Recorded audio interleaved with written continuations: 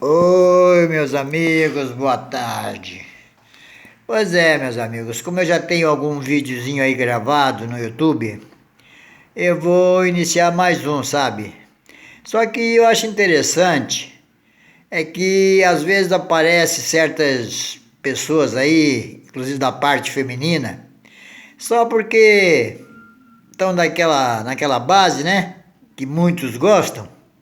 É claro que eu gosto de mulher, mas eu acho que tem uma reservazinha. Então, aí, nesse caso, há 500, mil, 2 milhões de visualizações, mas como é um homem que está fazendo, às vezes contando a sua história e tal, ninguém quer visualizar, mas tudo bem. Eu tô aqui é para falar o que eu sinto, não importa o que os outros pensam, né? Para mim importa muito o que eu acho, o que eu falo. Agora, o que os outros achar é problema de cada um. Hoje eu quero falar um pouco da minha vida, sabe? Eu quero dizer para vocês que eu vim de uma infância bastante sofrida. Eu tive dois pais e tive duas mães. Claro, dois adotivos, né? E dois biológicos, né? Pai e mãe biológico e pai e mãe adotivo. Inclusive eu fui criado com meus pais adotivos até os 13 anos de idade. Infelizmente, naquela época a minha mãe, que eu amava muito, veio a falecer, né? E eu tive que ficar com o pai adotivo, mas como ele. A gente não se dava bem, vamos falar um português bem claro. Eu saí de casa com 13 anos de idade, fui correr o mundo, sabe? Não tive medo, não. Nessas andanças de idas e vindas, eu conheci pessoas boas, conheci pessoas ruins, mas graças a Deus eu sempre segui um caminho, né? Decente. Um caminho como se deve seguir, não importa onde a gente esteja, o que importa é o que a gente está fazendo. Né? Tem pessoas que dizem, porque eu não tinha apoio, porque eu disse, então por isso eu virei isso, virei aquilo, eu fui drogado, eu fui marginal. Tá? Não, não. Eu nem bebida, graças a Deus, nunca bebi. Morei em favelas, né? Mas antes de chegar na favela, tem muitas coisas para falar. Por exemplo, naquela época, eu sou aqui do interior de Santa Catarina, uma cidade pequena, de Orleans, né? E saí dali naquela época eu sou de 48, então com 13 anos de idade, automaticamente eu saí, né? Em 1961, certo? Em 61 eu saí dali, fui direto para Florianópolis, não conhecia nada. Mas e lá em Florianópolis, dormi alguns dias na rua, passei fome, não minto. E cheguei a conhecer uma família muito querida, uma família decente. E eu até fui morar com eles. Naquela época, né, não existia a maldade que existe hoje, então as pessoas confiavam mais, né? Hoje você vê um moleque na rua, já é trombadinha, é isso, aquilo. Mas naquela época não tinha isso não, viu? E tanto é que eu fui morar com essa família, e a família era uma família de nome dentro de Florianópolis. Inclusive, eu continuei os meus estudos. E onde eu fui parar? Na Universidade Federal de Santa Catarina, onde eu cursei 2 anos de Direito, mas infelizmente, já, né, por influência de outras pessoas, eu tranquei a minha matrícula depois de 2 anos, para voltar mais tarde, e não voltei mais. Saí a viajar pelo mundo afora, né? Conheci o Brasil de ponta a ponta, conheci até a América do Sul, mas sempre fazendo coisas que não me prejudicavam, né? Nunca me prejudicavam, era tudo dentro do limite, sabe? Tudo calculado, né? Trabalhei também muito tempo em São Paulo, depois fui garçom, fui cozinheiro, né? Até cheguei em São Paulo, eu não sabia nada. Não tinha profissão nenhuma, ainda era jovem também, né? Recente tinha saído depois que eu saí da faculdade. Aí eu peguei um serviço lá de limpar, assim, limpar chão, limpar banheiro, lavar prato. Mas como sempre fui uma pessoa bastante extrovertida, eu ia olhando como é que faziam as coisas, tal, tal, tal, tal, e cheguei ao ponto de me tornar um cozinheiro profissional.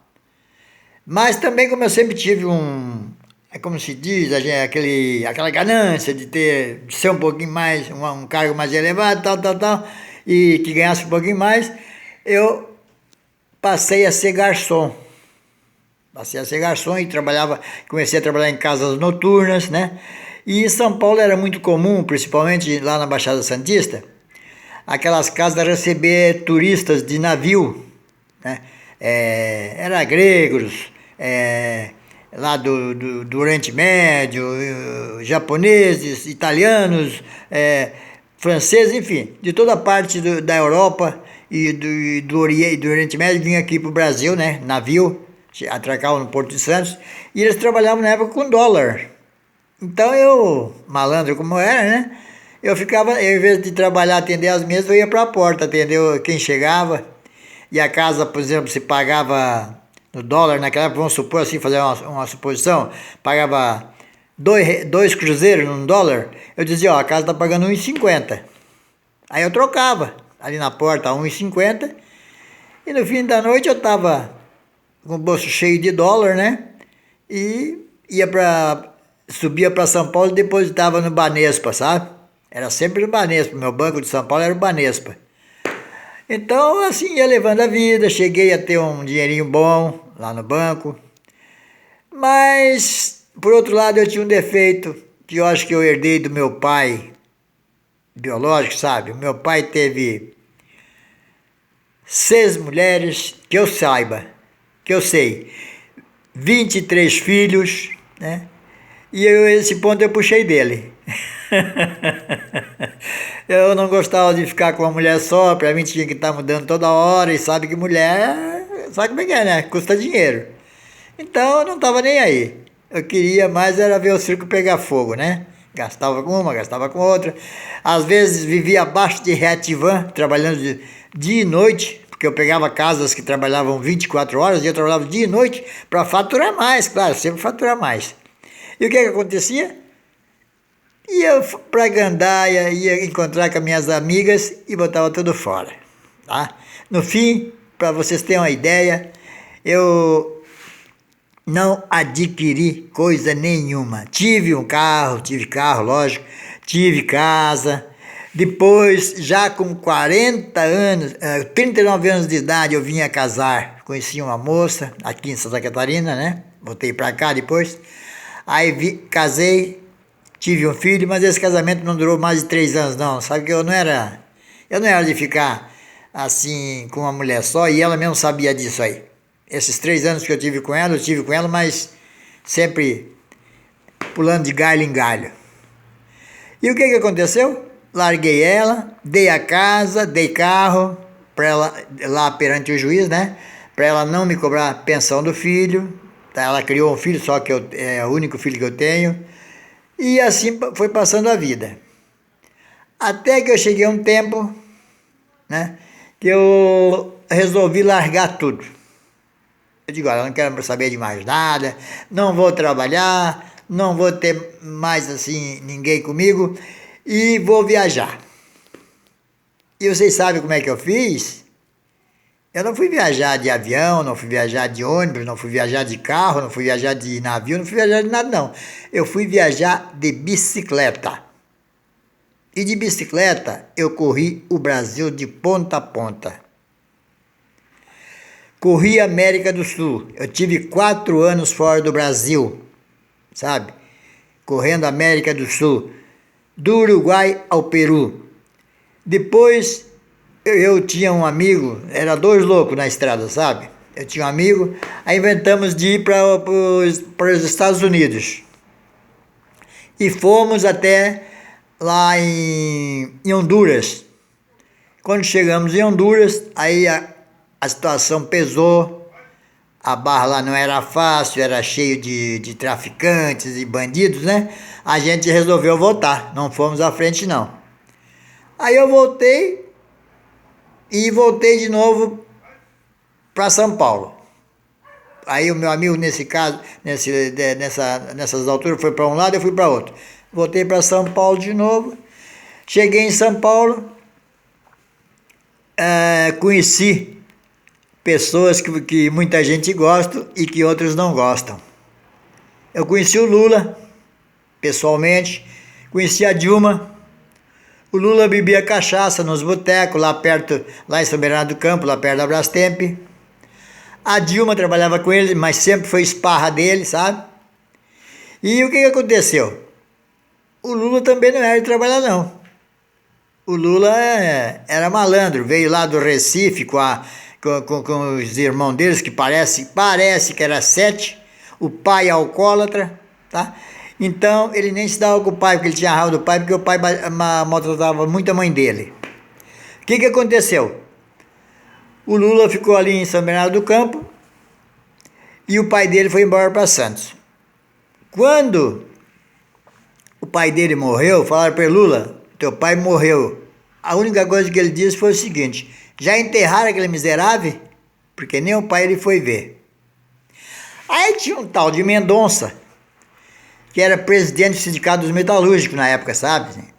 E o Lula queria ser presidente desse sindicato à força. Mas a todo custo. Mas para ser presidente do sindicato, do metalúrgico, ele teria que ter no mínimo 2 anos de metalúrgico. Ter trabalhado numa empresa, né?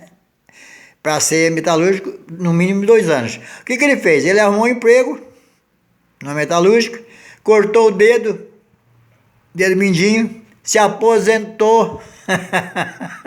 Se aposentou. E aí esse tal de Mendonça convidou ele para trabalhar no sindicato junto com ele. O que aconteceu, meus amigos? 4 meses depois, mais ou menos, ele deu o golpe no Mendonça e arrumou uma eleição lá, fajuta lá, e entrou com a chapa de oposição e ganhou as eleições para ser o presidente do sindicato. Aí foi que começou as badernas de greve, e PT daqui, PT dali, né? A esquerdalha mesmo, era a esquerdalha mesmo. Aí nessas alturas, eu tô ainda ali, no rolo, né? A gente tava sempre junto. Eu fui convidado para ser um coordenador do MST em Mato Grosso do Sul. Eu, na época, fiquei assim meio ressabiado, me levaram lá, me mostraram como é que era, como é que não era, né? Toda sexta-feira chegava 2 caminhões de mercadorias mandados pelo sindicato lá para os sem terra, né? E na realidade ia mais era cachaça e chimarrão, porque eles iludiam os sem terra só nessa base, cachaça e chimarrão. E o coordenador pegava as coisas melhor e ficava, é claro. Mas eu fiquei com medo, meus amigos. Eu pensei de, pô, o exército está se metendo nisso aí, eles estão invadindo fazenda aí que não deve, e o exército mata mesmo, né? Então eu digo, não quero saber disso aí não. Caí fora. Depois, mais tarde, me arrependi. Me arrependi mesmo, porque se eu tivesse ido, eu acho que eu teria feito a minha vida, né? Porque lá, você sabe como é que é, né? Esse negócio de ONG aí, queira ou não, vamos ser sinceros. O melhor fica para quem organizou tudo e não tem conversa. Mas a minha vida não terminou por aí, não. Eu passei a mão na bicicleta de novo e passei a viajar por tudo quanto é canto do Brasil. Comprei barraca. Às vezes chegava num posto, armava a barraca, ficava 5, 6 dias numa cidade, saía dali, ia para outra, ficava mais um pouco, resolvia trabalhar, que a gente tem que comer. E às vezes, mesmo com dinheiro no bolso, a gente era cara dura. Chegava no restaurante, pedia comida, chegava nas casas, pedia comida. Não tem vergonha de dizer não. Essa é a verdade, sabe? Então, o que acontecia? A vida ia passando e a gente ia levando. Aí depois, com o tempo, as coisas foram ficando ruins, né? A idade foi chegando e a gente já não tem mais aquela força de um garoto, né? Hoje, por exemplo, eu quero dizer para vocês o seguinte: eu estou com 73 anos de idade. Me arrependo de muitas coisas que eu não fiz e outras coisas que eu fiz. Porque, na realidade, eu vivi a vida que eu quis mas não adquiri aquilo que eu devia ter adquirido para minha velhice, sabe? Hoje vivo de apenas de um aposento. Não tem vergonha de dizer para ninguém não, sabe? E na realidade nem casa para morar não tem não. Moro em kitnet, certo? Mas a vida é assim, né? Então, quer dizer, eu quero dizer para vocês que isso pode servir de exemplo para outros que amanhã depois queiram fazer também. Hoje a vida ela é mais difícil, antigamente sempre foi mais fácil, né? E agora, no momento, até para arrumar uma mulher tá difícil, porque a mulher hoje em dia ela quer carro, ela quer casa, ela quer mordomia, né? E mesmo as mulheres de idade, não é só a guria nova não, tá? Vou dizer para vocês, mas mesmo o homem velho arrumar a guria nova, é só para comprar jornal para os outros ler, né? Eu acho que vocês devem saber isso aí. Então, a mulher tem que ser mais ou menos quase com a idade da gente, mas mesmo assim ainda elas exigem. Ah, tem casa. Ah, tem carro. Ah, quanto é que tu ganha? Então, meus amigos, eu acho que cada um colhe aquilo que plantou. Se você plantou vento, você vai colher o quê? Tempestade. E é o que hoje eu estou colhendo na minha vida, não tenho vergonha de dizer não. Já escrevi um livro. Esse livro estava aqui na Universidade de Tubarão, na Unisul, porque me prometeram que iam publicar de graça, sabe? E depois de tudo pronto, o livro todo montado, aí veio a contraproposta. Queriam 12 mil reais para publicar o livro.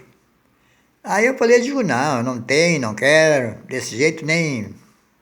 Vocês me prometeram uma coisa, estão fazendo outra. Aí o que eu fiz? Peguei tudo de volta, tirei um pendrive, tirei também tudo datilografado, né? Computadorizado, é claro. Aí peguei e rasguei tudo. E desisti do livro, não publiquei. E aí estou aguardando, né? Confio naquele lá de cima, mas não peço nada para ele não, assim, de bom, porque eu sei que, na realidade, eu não mereço. E seria até uma injustiça, né? Eu estar me implorando agora para ele me dar as coisas, se eu tive a oportunidade de ter e não usei a cabeça. Não é isso? Mas eu espero só que ele me dê um bom descanso. Estou preparado, a hora que ele quiser me chamar, ele pode me chamar. Tem essa pandemia toda aí, mas graças a Deus eu me cuido, né? Me cuido, que é meu dever. Não só por mim, que eu posso também prejudicar outras pessoas, né? Mas eu quero dizer para vocês o seguinte. Quem tem possibilidade de adquirir alguma coisa enquanto é jovem, olha, meus amigos, que adquiram. Porque depois de velho, só para lixo, tá? E o ser humano, ele é muito classificado pelo que ele é. Na realidade, é o vale quanto pesa. Entende como é que é? Você pesou bastante, você vale bastante. Se você não pesou nada, você vai valer o quê? Mas é isso aí, meus amigos. Por hoje eu vou terminar, porque já estou me avançando um pouquinho mais. Mas não é toda a minha história não, viu? Porque se eu fosse contar a minha história mesmo, eu acho que dava para gravar 200, 300 videozinhos desse aqui, sabe? Mas eu vou terminar que é para não, também quem for assistir não ficar enchendo o saco, tá bom? Tudo de bom para vocês e até a próxima.